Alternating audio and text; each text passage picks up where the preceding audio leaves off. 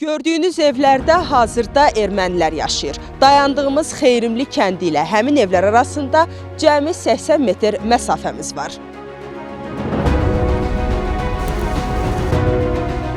Bax, o bizim bayraqdır. Qurban olma dalğalanan bayrağın Azərbaycanın bayrağıdır. Evimizə gəlmişəm, bu da bizim ev. Bütün dağıdıblar, nə günə salıblar. 9 körpünlük körpəni yerə vurdular, parabaş elədilər.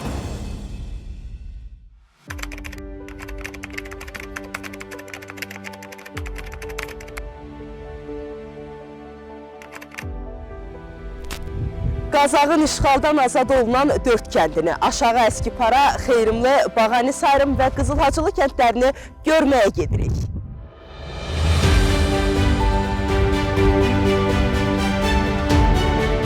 İlk dayanacağımız Coğaz çayının sahilində, Qazançı dağının ətəyində yerləşən Aşağı Əskipara kəndidir. Və biz Aşağı Əskipara kəndindəyik. Girişdə bizi Kiril əlifbası ilə yazılmış Qazax rayonu Mirzə Ələkbər Sabir adına üzümçülük savxozu yazısı qarşılayır.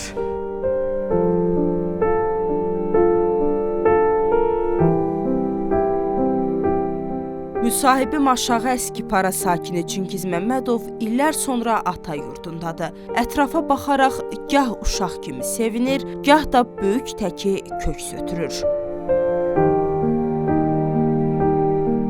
Xoş gördük sizi Aşağı Əskiparada.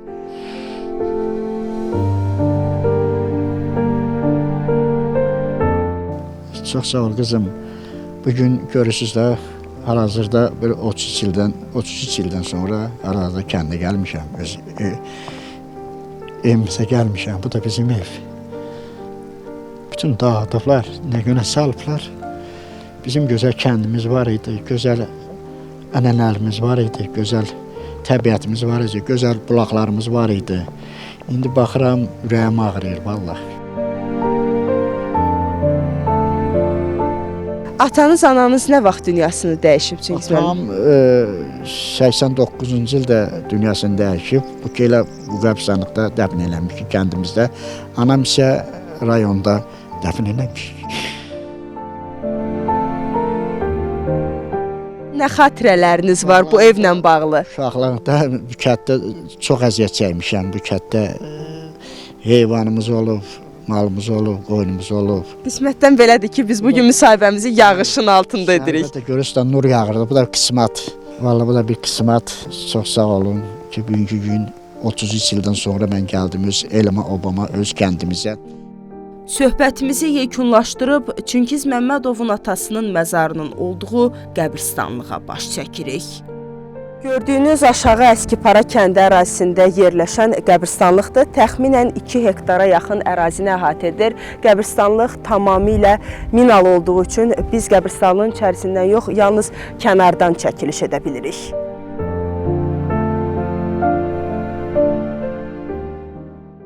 İkinci dayanacağımız ermənilərin işğal etdiyi ilk Azərbaycan kəndi kimi tarixə düşən Bağani Sayrımdır. İlk qurban kənd. Həmsöhbətim isə kənd sakini Bağani Sayrım faciəsində 39 günlük körpəsi gözünün önündə yandırılan Ramiz Adıgözəlovdur.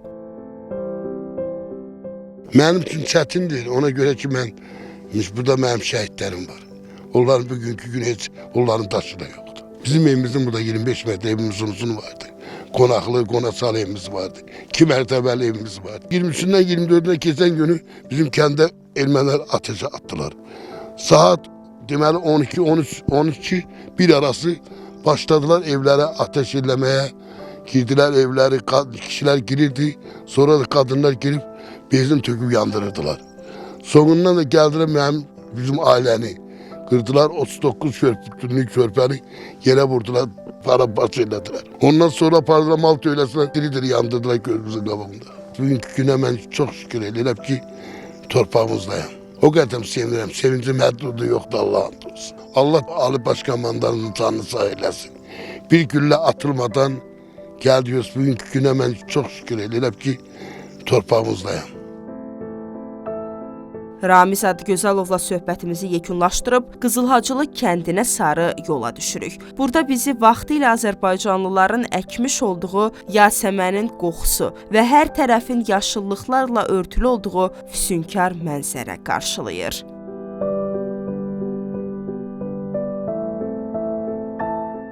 Bura isə Qızılhacılı kəndidir. Buradakı görüntünü sözlə ifadə etmək sözün əsl mənasında mümkün deyil.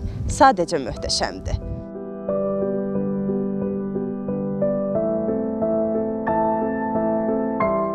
Baxmaqdan doymasaq da, Qızılhacılı ilə sağollaşıb sonuncu dayanacağımız Xeyrımlıya yollanırıq. Budur, daşı daş üstündə qalmayan, ermənilərin daşıyıb apardığı Xeyrımlı.